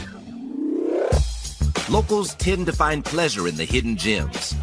One of those is East Charlotte, an eclectic group of neighborhoods with a large immigrant population and some of the best food the city has to offer. But it also experiences its share of crime. The city of Charlotte ranks pretty high when it pertains to crime in relation to the rest of the country. But it's mostly robberies and assaults. You don't expect to see murders, at least not like this. The most recent victim is 20-year-old Shauna Hawk, found strangled to death in her mother's home. With no suspects and little evidence, the body, and then his reaction was not what they expected for him to be in finding his girlfriend. And then after that, he was very reluctant to have a conversation with us. Daryl tells police that he and Shauna may have had some disagreements, but he swears that he would never harm her. This was definitely suspicious. Two people having a fight, things get heated or out of hand, and he accidentally kills her. Dee did not feel good about the boyfriend, and neither did we. And it was like, this has happened. If y'all want to blame me, prove it. We just couldn't link him and a reason and a motive. You know, it wasn't like that, you know, they were breaking up, you know, where he was a violent person. You know, there weren't no reports that he had previously assaulted her or anything like this. Daryl is removed as a suspect, but if he didn't kill Shauna, who did? The family gives detectives a list of names, including people Shauna knew and trusted, but no suspects emerge. We had Shauna case, but then we had cases day after day after day after day. Now, if Shauna case produces lead, we follow those leads. When we have these other cases produce leads, we follow those leads too. So sometimes you have to put the case down to follow hot leads on other cases. 8 weeks pass until investigators finally get a lead on Shauna's case, when her missing car is spotted at the community college by a security guard. It was found at the school that she attended. So now we have to reconstruct, why is the car still on campus? Did she drive the car home and somebody drive it back to campus? Or did someone drive her home, killed her, brought the car back to campus and dumped it off? So we had a car, but we didn't have a lot of answers. Shauna's vehicle was parked in its normal parking space. There were no cameras, there was no video surveillance, and there were no eyewitnesses. The security guard that was there in the parking garage, it didn't see anything. Detectives scour the vehicle for clues. The seat was too far back for Shauna. So we're thinking that somebody had to be in this car because Shauna wouldn't put this seat all the way back. This seat was all the way back, so it would have been a larger driver of that car. So we knew that she did not last drive that car. The forensic team processed the car, and it was clean. The only thing that they discovered were white marks, which showed investigators that somebody had cleaned the vehicle down. To investigators, it looks like Shauna's killer may have abducted her, then left her car here to cover his tracks. He was pretty methodical. Going back to how he got to Shauna Hawk's house, he watched her leave the community college. He murdered her. Then he took her car and put it back in her usual parking space. The interesting aspect of this possibly being an abduction would mean that whoever the suspect was had probably done his homework. He knew her schedule, he knew where she parked. This suspect clearly could have been a stalker. There's no telling who it might be. Without further clues, the case goes cold. Then, 4 months later, Charlotte police respond to an eerily similar scene. We had women being murdered, and there were similarities. So much was going on, it was never any time to say, let's look and see if we can find some patterns or can we tie these two cases together. That never came across our minds. By the 1990s, Charlotte's crime rate had grown out of control. Drug-related crimes were on the rise and the streets were bloody. The 1990s were the most violent times in Charlotte's history. In the first couple of years, they had over 350 murders. In 1993, that was Charlotte's deadliest year with 129 murders. The homicide unit assigned to all the murders were 6 overworked detectives. So a lot of these cases are gonna fall through the cracks. A lot of those cases were Black women who went missing during that time. It looked like that there might be a serial killer who was out there preying on Black women in Charlotte. In the winter of 1993, Charlotte police were faced with a level of violent crime the city had never seen before. There were so many murders going on at the time. Police were working homicides like they were working car wrecks. Investigators didn't have the time to do just basic homicide work. None of our cases was a 9 to 5. You never worked a normal 8-hour day, and it put a strain on us. And then when you put a strain on us, you miss some things. You miss evidence. Aside from the tremendous workload, homicide detectives are also covered up under piles of paperwork. For our reports and stuff, we were still writing down things on paper. There was no internet at that time, so you didn't have a lot of information sharing. That makes communication harder. That makes connecting the dots harder. You see, it takes more time. But more time is hard to come by. And now detectives get a call about a new murder victim that has similarities to the murder of Shauna Hawk. About 3 or 4 months later, we responded to another death, which is of an African-American female, Audrey Spain. 24-year-old Audrey Spain lived alone in her East Charlotte apartment. And like Shauna, she was also a food service worker. She worked at Taco Bell. She just like any other young person, she struggles a little bit with finances, just trying to make ends meet. She was dependable. And being dependable, when she didn't show up for work that day, her co-workers became concerned.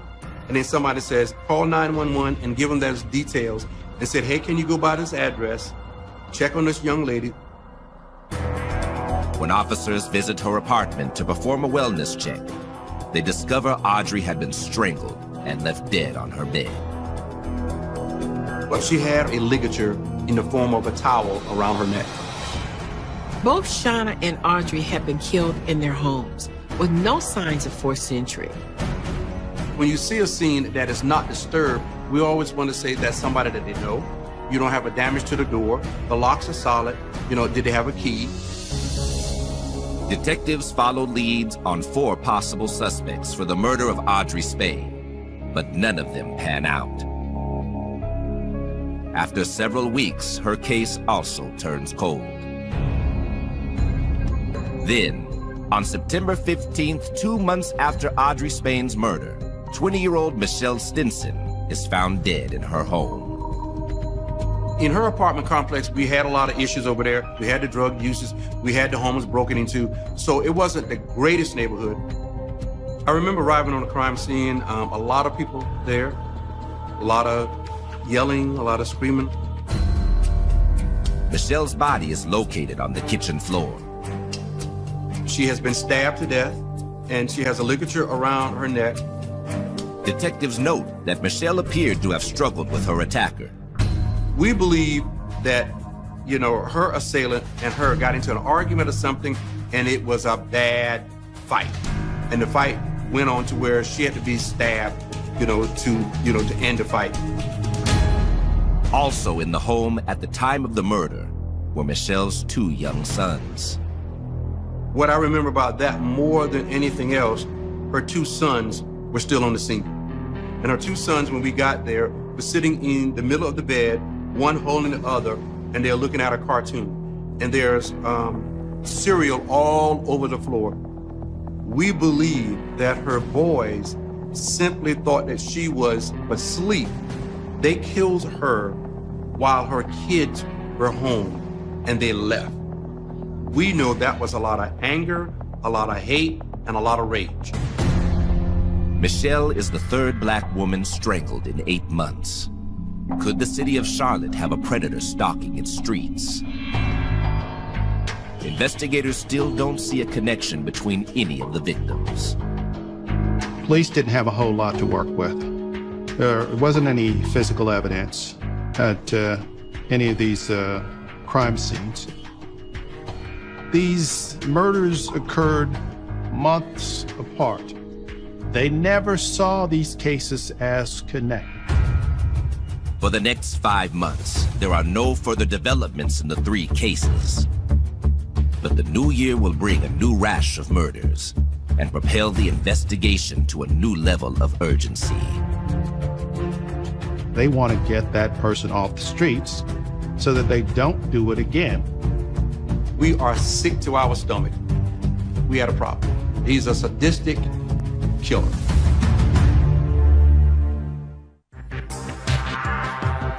Homicide detectives in Charlotte, North Carolina are working overtime as they close out their deadliest year ever. Their caseloads were heavy, and the thing you have to keep in mind about homicides, it is the most intensive type of criminal investigation possible. This is the difference between life and death. And so for that reason, you have all the time necessary to work the case as long as you need to work it until there are no other leads. They just simply weren't able to do that. There were so many cases, you could do just a cursory look a lot of times, and then you had to move on to the next. It was just an absolute no-win situation for these guys. You can only do what you can do at that point, given the carnage that was out in the street. What I remember is the huge homicide list, but it seemed every one of them, as I read the news and heard from the people in the police department, seemed to have a drug connection. I mean, it was a drug bust going bad. It was somebody taking advantage of somebody relating to drugs. At the same time, young black women are turning up dead, all under seemingly similar circumstances. These cases were sprinkled in there. And so it was very easy for a perpetrator to be hidden in plain sight. The latest victim is 25-year-old Vanessa Mack, a struggling single parent who was found murdered on February 20th, 1994. That morning, Vanessa's friend stops by to babysit her daughter as usual. But when she arrives, Vanessa doesn't come to the door. She goes in the house and she's walking through the house calling for Vanessa. Vanessa, where are you? Vanessa, where are you? And then she walks into the bedroom and sees Vanessa deceased inside the bedroom. Vanessa did have a ligature in the form of a towel around her neck. They found the child inside the house, just like on the couch. Vanessa's baby is unharmed. Investigators immediately respond to the scene. It really wasn't a bad scene. When we say a bad scene, wasn't a lot of blood, wasn't a fight, wasn't holes in the walls, wasn't a smoking gun. It was just that a young lady was found inside her apartment on the bed. Just like the other 3 victims, the cause of death is strangulation. Now, again, we had a little bit more on this scene, but again, no patterns, no connections, no comparing these other cases. What was this about? How can someone kill this lady and leave her child? Are they connected to the child? And the trauma inflicted onto Vanessa was noticeably more brutal. and you have what they call particular hemorrhage in the eyes. And so then when you're strangling the person, you're cutting off their air, and they could have some blood or body fluids coming from their mouth. It does take a lot of pressure to strangle someone with a ligature like a towel. You know, it's not quick. It's a lot of struggling. We wonder if they were playing or toying with them at that point. Taking them in and out of consciousness is autoerotic asphyxiation. Vanessa's killer hadn't been as careful to cover his tracks. Detectives find her purse had been emptied onto her bed. But the significance of the purse, that someone came for money, jewelry, or something else. They're looking for small items they can remove, go undetected out of the apartment, and move on. Who wants those items? A crackhead, ex-boyfriend. You know, what is missing? Credit cards, you know, bank cards, checks, anything. Vanessa's bank card is missing from her wallet. They contacted the bank to see if there was any recent or suspicious activity on her ATM card. And sure enough, it had just been used a couple of hours after the murder. Now, you know, you can go to the ATM machine and ask the bank, this is the ATM that the bank said that the card was used. So we go back and we get those images of somebody using the card. Are they great images? No. Are they grainy? Yes. Security cameras at the bank give investigators a look at their suspect. We saw an image of an African-American male using the card, but we didn't have anything to identify that person. They noticed that the individual on the ATM video is wearing a gold cross earring. So we knew we had something to work from, but not a whole lot, but it was better than nothing. We don't know who that person was. So the images were there, but they were unidentifiable. Although they can't yet identify the man, investigators are about to realize he's the predator they've been looking for. Just 3 weeks later, on March 8th, 1994, a man named Bernice returned to the apartment he shares with his girlfriend, 18-year-old Brandy Henderson, and their 10-month-old son.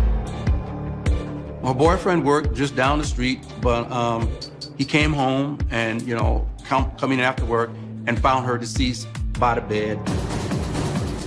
His 10-month-old son is on the bed with a ligature around his neck. He loses it. He's in a panic mode. He sees his son, you know, maybe struggling a little bit to still breathe because he has this towel around his neck and his son is confused. And he did some CPR measures there, and he probably did save his son's life. Once Bernice saves his son, he immediately calls 911. I had just worked a murder completely across the city.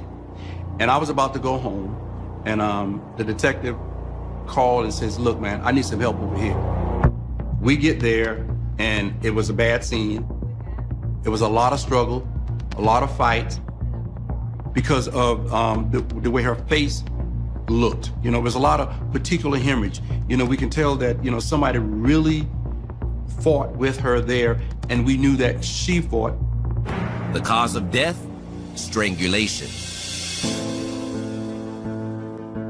Detectives look into Brandy's boyfriend. And talking to her boyfriend and going over his timeline when he got home. And, you know, coming there, discovering his girlfriend, and then seeing his son, the baby with the towel. You know, he was a hardworking guy, you know, really loved her, really provided for her. And it was shocking to him, and he was very upset about it.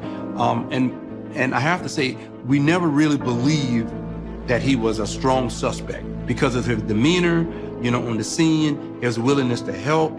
You know, he was very helpful. He was very forthcoming. He wanted to give out the information, and he was confused about why someone would do that.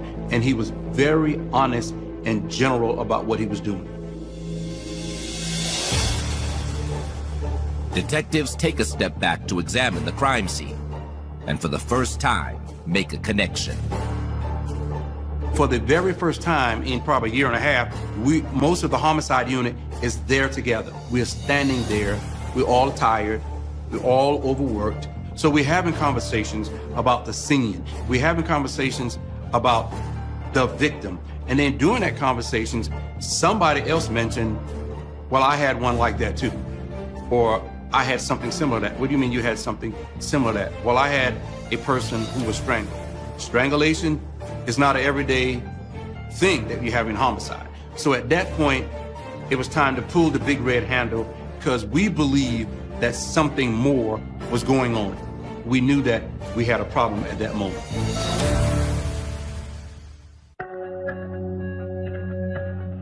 Losing a loved one is hard on anyone, but when Shauna Hawk was murdered, her mother and aunt didn't grieve in silence. They demanded justice. When something like this goes on for such a long period of time, it really does have a profound effect on the community. And that certainly happened in Charlotte. As you often see in a time of crisis, people deal with this by helping others. And Shauna's mother, Dee Sumter, was one of those people. She and Judy Williams formed a support group called Mothers of Murdered Offspring to help the mothers of other murdered children in Charlotte. Investigators can catch a killer and put him behind bars, but it takes people like Dee and Judy to really heal a community afterwards.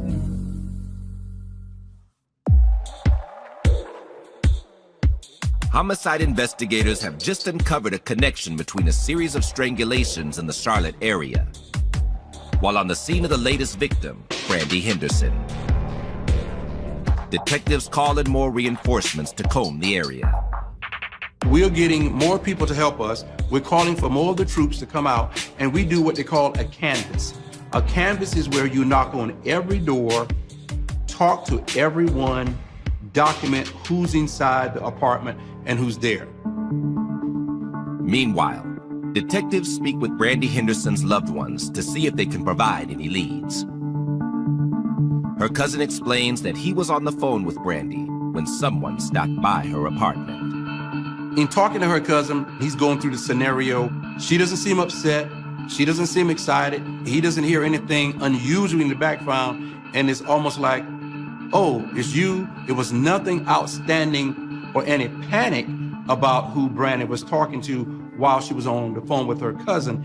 It's just that we knew that somebody had arrived at the apartment. The timing tells investigators that whoever this was probably killed Brandy, and she knew him well enough to let him into her apartment. Brandy's family gives the police the names of two likely suspects, Elijah Rule and Henry Louis Wallace. You get all these names, you go back and you run the criminal history, you get a good photo, you do some background, you run the DMV record, and then you run the incident reports. How many times have this person been involved with the police? When running the report for Henry Louis Wallace, the detectives notice an incriminating detail that connects him to the murder of Vanessa Mack. The first thing they do is compare his photo to the security footage from the ATM machine. And something immediately jumps out at them. It shows the suspect wearing a gold cross earring, and Henry wore a gold cross earring.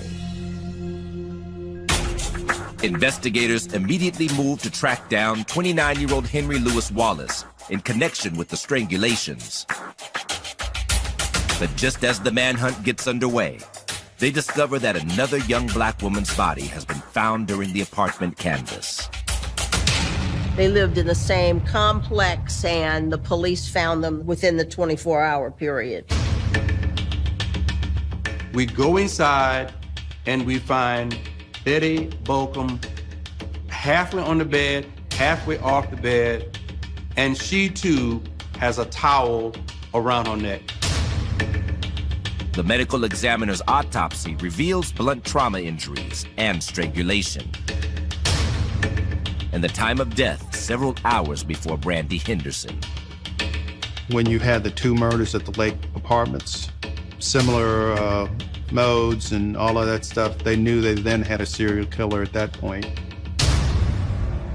The apartment maintenance worker noticed that Betty Bolcom's car, a gray Pulsar, was missing from its parking spot. And we put out the ABB for the car, and we're looking for the car, and we think the car is someplace else. Lo and behold, the car is less than a mile from both scenes. So the car is dumped or the car is dropped off, but somebody left the car, and the car produced what we call the golden egg. When investigators search Baucom's car for trace evidence, it appears to have been wiped clean. But inside the trunk, they find a partial palm print. It's a perfect match for Henry Wallace. That's the first piece of evidence that the investigators have linking the suspect to multiple crime scenes. They found their serial killer. Now they just have to find him. As Charlotte police intensify their search for Wallace, they get a tip from one of his friends about where to find him. When you go into the house, and then I found that door, the closed bathroom door, open the door, Henry Wallace was sitting there, and he looks at us and with our guns pointed at him, and we told him he was under arrest. He came out, turned around, put his hands behind his back, and we arrested him and took him outside. Detectives finally have their suspect in custody.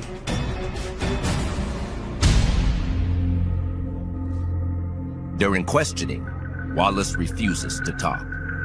So detectives attempt to earn his trust. Now that they have their suspect, a good investigator, part of the technique is being able to really lull your suspect into feeling like you want to hear their story.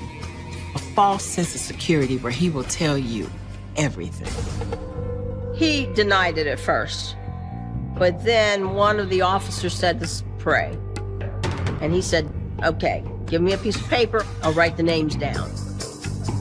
Wallace winds up revealing more about his crimes than they ever imagined, including several more victims they didn't know about. When they brought that paper out of the room, we were all devastated. He told us by writing those names down that he was a serial killer. He was the one that you could go and talk to about your boyfriend or any other kind of problems you were having. And he was that listening ear, good friend Henry. But that was the mask that he had on. Henry Louis Wallace was a sadistic serial killer. In all, Henry is responsible for the murder of 9 different women. This killer was the first documented case of a serial killer who knew all of his victims. In almost every case, Wallace had been a trusted friend. His victims didn't realize what he really was until it was too late. Then Wallace reveals a disturbing detail about his crimes. He raped his victims. He would strangle them, and that was part of his sexcapade, is to bring them in and out of consciousness. And when he was finished, he would walk. Of his victims at the same fast food restaurant. The media dubs him the Taco Bell Strangler. In the aftermath, you think, what was wrong with us? Why didn't we see that? But we didn't.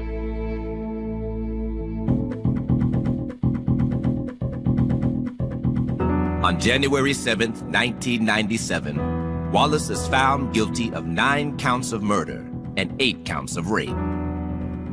He blames his action on his cocaine addiction, but the extreme nature of his crimes convinced the court he is a monster driven by much darker desires.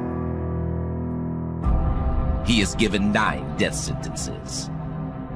There was some deep, primal, evil urge that existed within him that could only be that this was